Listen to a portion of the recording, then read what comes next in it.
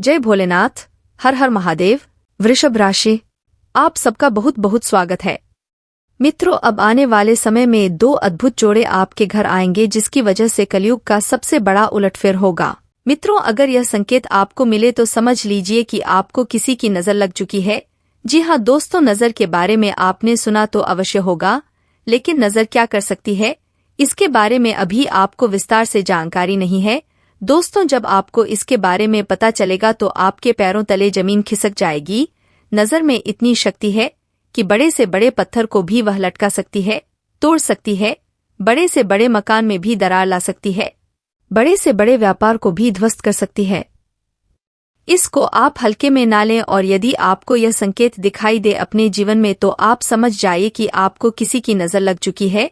नजर की ताकत का अंदाजा आप यहीं से लगा सकते हैं कि लोग कितनी ही बड़ी गाड़ी क्यों ना खरीद ले, चाहे 1 करोड़ की हो, चाहे 50 लाख की हो, लोग उसमें नजर के लिए फूलों की माला या फिर एक काली चोटी या फिर कोई ना कोई दूसरा उपाय अवश्य करते हैं, ताकि इस गाड़ी को किसी की नजर ना लग जाए।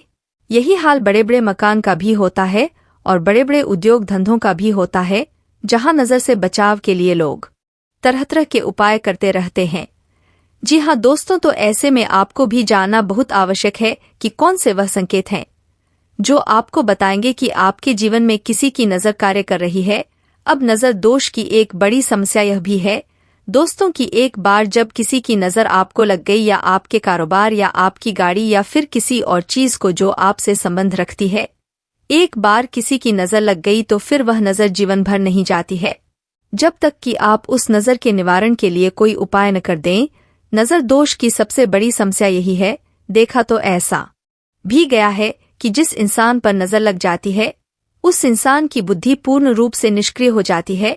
जहां कभी वह इंसान तर्कशील बुद्धिमान हुआ करता था, नजर लगने के बाद धीरे धीरे उसके चरित्र का, उसकी बुद्धि का पतन होना शुरू हो जाता है, और वह ऐसी ऐसी बुरी लतों में, आदतों में उलझ जाता है कि फिर शिवाय बदनामी के, शिवाय परेशानी के उसके जीवन में कुछ भी बाकी नहीं रह जाता है। दोस्तों, इसी के साथ साथ हम आपको कुछ छोटी छोटी बातें और भी बताएंगे, जैसे कि जब आप पूजा पाठ करते हैं तो दीपक जलाते हैं। अब दीपक कैसे जलाना है कि देवी देवता तुरंत प्रसन्न हो जाए और हमारी हर एक मनोकामना को पूर्ण करे। या दोस्तों, अग्नि का हमारे पूजा पाठ में, हिंदू धर्म में बहुत अधिक महत्व है। बिना अग्नि पर प्रज्वलित किए पूजा पाठ संभव ही नहीं है। हर एक पूजा अधूरी मानी जाती है। तो हम दीपक के रूप में जो शुद्ध अग्नि प्रज्वलित करते हैं, उसका भी कुछ ना कुछ धार्मिक महत्व होता है और कोई ना कोई विधि विधान आवश्यक होता है। और कैसे भी कहीं भी दीपक जला दिया, यदि आपने गलत तरीके से दीपक जलाया है, तो आपके जीवन में जहां सकारात्मक ऊर्जा आनी चाहिए थी, देवी देवताओं की कृपा आनी चाहिए थी, नहीं तो वहां भूतों का बसेरा हो जाएगा। आपका जीवन नर्क बन जाएगा। आपकी पूजा पाठ का फल कोई और ही खा रहा होगा। आज हम विस्तार से इस विषय पर चर्चा करेंगे। ऐसी विद्या के बारे में बताएंगे जिस विद्या के बारे में अब तक आपको बिल्कुल भी पता नहीं है। दोस्तों, आपने अक्सर यह सुना होगा कि हर इंसान के मुख पर या जबान पर एक बार सरस्वती का वास अवश्य होता है। या दोस्तों, अपने घर के बड़े बुजुर्गों को ऐसे कहते सुना होगा, अरे सोच समझ कर बोलो, पता नहीं कब सरस्वती जुबान पर बैठ जाएगी। दोस्तों, एक बार सरस्वती जबान पर बैठती है तो वह इंसान जो भी कुछ कहता है वह सत्य हो जाता है। अर्थ हो, अनर्थ हो, कोई फर्क नहीं पड़ता है। तो क्या कोई ऐसी विद्या है जिससे हम जानबूझकर सरस्वती को अपनी जुबान पर बैठा सके? यदि अगर हम ऐसा करने में सक्षम हो गए तो कितना बड़ा चमत्कार हो सकता है। दोस्तों, आप बोलेंगे कि हमारा धंधा इतना बड़ा हो जाए कि हम करोड़पति हो जाए, और आपका धंधा बड़ा हो जाएगा, आप करोड़पति हो जाएंगे। कितनी अच्छी बात है। तो इतनी बड़ी गुप्त विद्या जिससे आप अब तक अनजान थे, आज हम आपको उस विद्या के बारे में बताने जा रहे हैं। दोस्तों, यकीन मानिए कि इस विद्या का लाभ स्वयं हमने भी अपने जीवन में महसूस किया है। ऐसी वस्तुएं, ऐसी ऐसी परिस्थितियां हमारे जीवन में आ गई थी जिनके लिए हमने मंत्र बोला था और हमारे जीवन में वह उपस्थित हो गई जिनका हो पाना लगभग असंभव था, लेकिन वह घटनाएं भी हो गई। केवल बोलने मात्र से हमारे शास्त्रों में इस विषय पर चर्चा है। पूर्ण रूप से इस विषय पर विस्तार से बताया गया है, लेकिन हर जगह इस बारे में लोग बात नहीं करते हैं। शायद लोगों को पता नहीं है, और जिनको पता है वह अपने गुप्त रहस्य किसी को बताना नहीं चाहते हैं तो यह वीडियो बहुत खास है, जानकारी से भरपूर है। जो अपने जीवन में कुछ करना चाहते हैं, अपने जीवन का विकास करना चाहते हैं, तरक्की करना चाहते हैं, ऐसे लोग इस वीडियो को पूरा देखना चाहिए। और जिन लोगों को केवल टाइम पास चाहिए, हंसी मजाक के लिए देखते हैं वीडियो, वो इस वीडियो को छोड़कर जा सकते हैं। दोस्तों, हमें ऐसे लोगों की तलाश है जो कुछ करना चाहते हैं, जिनके अंदर कर्म की शक्ति है, जिनके अंदर ज्ञान की भूख है, क्योंकि जीवन उसी का बदलता है जो कुछ करता है। सिर्फ ज्ञान ले लेने से, बातें सुन लेने से परिवर्तन नहीं आ जाते। दोस्तों, आपने वह श्लोक तो सुना ही होगा, पुस्तक प्रिय विद्या पर हस्त कम धनम कार्यकाल समुत्पन्न नशा। विद्यार्थी यानी कि विद्या चाहे कितनी ही अच्छी हो, अगर वह पुस्तक आपने नहीं पढ़ी है तो आपको उस विद्या का कोई लाभ नहीं होगा। धन चाहे कितना ही हो, लेकिन आपके हाथ में नहीं है, कहीं और अपने दे रखा है, तो वह आपके किसी काम का नहीं है। क्योंकि जब समय आएगा तब आपके काम ना तो ज्ञान आएगा और ना ही धन आएगा। उसी प्रकार यदि आप ज्ञान को हासिल भी कर लेते हैं और काम नहीं करते हैं, तब भी वह ज्ञान बिल्कुल बेकार है, पुस्तक में बंद विद्या के समान है। जो है तो लेकिन उसका कोई महत्व नहीं है, उसकी कोई उपयोगिता नहीं है। दोस्तों, तो चलिए वीडियो में आगे बढ़ते हैं और आपको बताते हैं आपको कैसे पता लगेगा कि नज़र आपको लग चुकी है, आपके काम को, आपके उद्योग धंधों को, आपके घर को नज़र लग गई है। और नज़र निवारण कैसे करना है, इसका भी हम आपको पुख्ता इंतजाम बताएंगे। वीडियो की शुरुआत करते हैं, लेकिन आपसे निवेदन है कि कमेंट पूरे भक्ति भाव के साथ जय मां भद्रकाली अवश्य लिखें। माता का सीधा आशीर्वाद और प्रेम आपको प्राप्त होगा।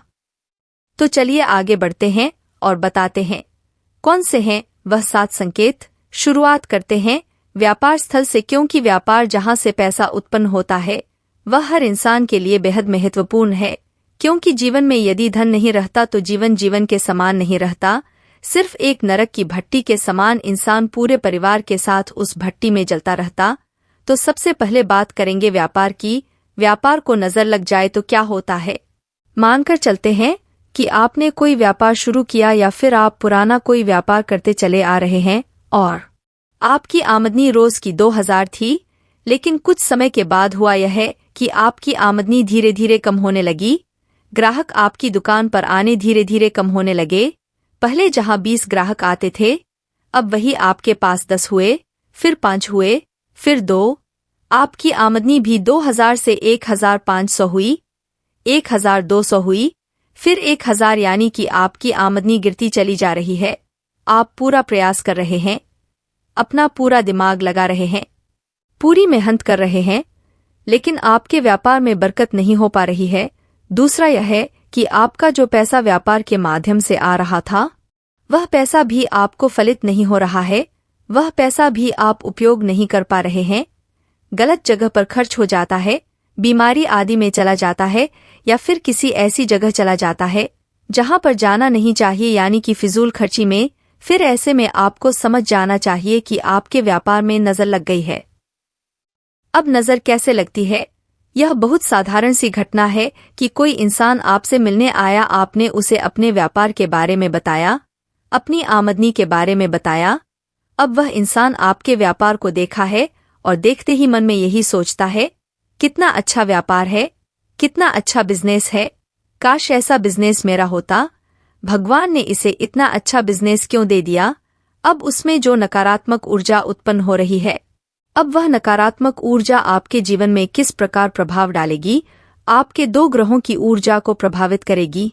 पहले मंगल, दूसरा राहु। दोस्तों, जब मंगल और राहु से उत्पन्न होने वाली ऊर्जा प्रदूषित हो जाती है, नकारात्मकता हो जाती है, तो इसे नजर लग जाना कहते हैं। जी हाँ दोस्तों, आपके धंधे को नजर लग गई है। अब आपका धंधा पनपेगा नहीं, आप कितनी ही ताकत लगा लीजिए, अब आपका धंधा डूबेगा और आपको बर्बाद करके ही जाएगा। तो ऐसे में बेहतर यह है कि आप कोई उपाय करें।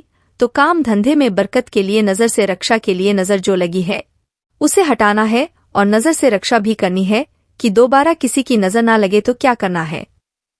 सबसे पहले काम यह करना है कि दोस्तों, यदि आपको लगता है कि नजर लग चुकी है तो क्या करना है? आपको अपने दुकान के दरवाजे पर दाहिने और बाएं दोनों तरफ शाम के समय थोड़ा सा अनाज रखना है और उस अनाज के ऊपर गाय के घी का एक दीपक जलाना है और उस दीपक में थोड़ा सा कपूर डाल देना है। सैनिक कपूर डाल देना। दोस्तों, यह क्रिया आपको लगभग 7 दिनों तक करनी है। शाम के समय थोड़ा सा अनाज रखिए, उस अनाज के ऊपर दीपक रखिए और दीपक में भी कपूर डाल दीजिए। दीपक दरवाजे के नीचे जलाना चाहिए। यह दिशा पूर्व होनी चाहिए, उत्तर पूर्व होनी चाहिए या फिर उत्तर दिशा होनी चाहिए। इसके अलावा कोई और दिशा काम नहीं करेगी। दोस्तों, अब दूसरा कार्य आपको क्या करना है कि आपको काले रंग के कपड़े में थोड़ी सी फिटकरी बांधनी है। दोस्तों, कोई भी फिटकरी आप ले लीजिए। थोड़ी सी फिटकरी आपको काले कपड़े में बांधनी है। काले धागे से लपेटकर एक पोटली बनानी है और उसे अपनी दुकान के एक कोने में रख देनी है। किसी भी कोने में आप रख सकते हैं, इससे कोई फर्क नहीं पड़ता है। बस उस पोटली पर किसी की नजर ना पड़े। 7 दिनों तक वह पोटली आपकी दुकान में रखी रहेगी। जब आप अपनी दुकान बंद करके जाए, उस समय आपको अपनी दुकान में गंगाजल का छिड़काव भी करना है। दोस्तों, 7 दिन का ही उपाय रहेगा। इसी के साथ साथ दोस्तों, जब आप अपनी दुकान बंद करके जा रहे हो, उससे ठीक पहले अपनी दुकान में एक कटोरी ले और उस कटोरी में थोड़ा सा कपूर और लोबान प्रज्वलित करें। मित्रों, आज हम बात करेंगे मंगल दोष की और आपको बताएंगे कि अगर आपकी कुंडली में मंगल का दोष है तो इसका प्रभाव कैसा होता है। सबसे पहले जानते हैं कि मंगल वैवाहिक जीवन पर किस प्रकार का असर डालता है। देखिए, अन्य चीजों के अलावा मंगल भावनाओं का स्वामी भी होता है, इसलिए वैवाहिक जीवन की हर भावना को प्रभावित करता है। विवाह के समय इसीलिए मंगल दोष को देखना महत्वपूर्ण हो जाता है। मंगल जब कुंडली के कुछ विशेष खानों में भावों में बैठता है तो मंगल दोष होता है। प्रथम भाव में, चतुर्थ में, सप्तम में, अष्टम में और द्वादश में। ऐसा मानते हैं लोग कि मंगली व्यक्ति का विवाह मंगली व्यक्ति से ही करना चाहिए, नहीं तो वैवाहिक जीवन में बड़ी समस्याएं आ सकती हैं। कभी कभी यह भी कहा जाता है कि अगर एक की कुंडली में मंगल दोष है और दूसरे में नहीं है, तो जिनकी कुंडली में नहीं है उसकी मृत्यु भी हो सकती है। अब यह जानते हैं कि मंगल दोष का वैवाहिक जीवन पर वास्तव में क्या असर पड़ता है। देखिए, मंगल जो है वह एक क्रूर ग्रह है, इसलिए विवाह पर इसका प्रभाव पड़ना एक समस्या देता है। जिस कुंडली में मंगल दोष होता है वहां पर विवाह के मामले में सावधानी रखनी चाहिए। मंगल दोष में भी लग्न और अष्टम भाव का मंगल दोष ज्यादा गंभीर होता है।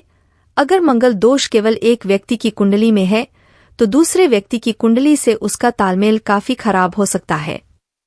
मंगल दोष के साथ अगर शनि का संबंध है तब जाकर के दूसरे पक्षकार की मृत्यु की संभावना बनती है, समानता नहीं बनती है। मंगल अगर सूर्य की वजह से अस्त हो या मंगल पर बृहस्पति का प्रभाव हो तो यह दोष काफी हद तक कम हो जाता है। मंगल अगर कुपित हो यानी थोड़ा सा नेगेटिव वाले पार्ट में हो तो वैवाहिक जीवन टूटता चलता रहता है। पूरी तरह से नहीं टूटता, लेकिन उसमें हिंसा आ जाती है, मारपीट की नौबत आ जाती है। अब यह जानते हैं कि अगर मंगल प्रथम भाव में हो तो जीवन पर क्या असर पड़ता है। अगर कुंडली के लग्न में मंगल हो, प्रथम भाव में हो, तो व्यक्ति साहसी और पराक्रमी होता है, बहुत ज्यादा सुंदर नहीं होता, चेहरे पर लालिमा रहती है। ऐसा मंगल होने पर व्यक्ति अपनी माता के साथ और जीवनसाथी के साथ खराब व्यवहार करता है और यहाँ पर वैवाहिक जीवन में काफी समस्याएं आ जाती है। अब जानते हैं कि अगर मंगल कुंडली के चौथे खाने में हो तो क्या होता है।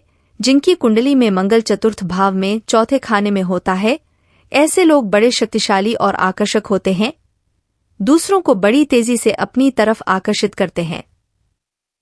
यह मंगल वैवाहिक जीवन में तालमेल में थोड़ी दिक्कत तो देता है, लेकिन यह मंगल दोष सबसे कम अशुभ प्रभाव पैदा करता है।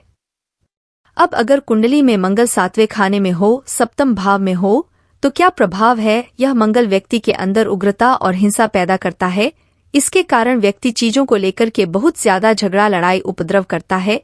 लेकिन यह मंगल संपत्ति के मामले में और संपत्ति संबंधी काम में लाभ पहुंचता है। इस मंगल की वजह से अक्सर वैवाहिक जीवन में हिंसा आ जाती है। अब अगर मंगल अष्टम भाव में हो, देखिए, अगर मंगल अष्टम भाव में होगा तो यह वाणी और स्वभाव को खराब करेगा। इसके कारण वैवाहिक जीवन में अकेलापन पैदा होगा। कभी कभी पाइल्स की और त्वचा की समस्या भी हो जाती है। ऐसा मंगल वैवाहिक जीवन में दुर्घटनाओं का या अलगाव का कारण बन जाता है। अब अगर मंगल कुंडली के 12वें खाने में हो तो क्या होगा। यह मंगल सुख और विलास की इच्छा को भड़कता है। ऐसे लोग किसी भी चीज से संतुष्ट नहीं होते। यह मंगल वैवाहिक जीवन में और रिश्तों में अहंकार की समस्या देता है। यह मंगल भी सामान्य नकारात्मक होता है, बहुत ज्यादा नकारात्मक नहीं होता। अब जान लेते हैं क्या है आज की सलाह। मंगल दोष की शांति के लिए पेड़ से विवाह मत करवाइए। यह सब मूर्खता मत करिए। पेड़ से घड़े से विवाह करवाने से बेहतर होगा कि 2 अलग अलग मुहूर्त में उसी शादी को आप 2 बार करवा लीजिए, तो इसका नकारात्मक प्रभाव समाप्त हो जाएगा।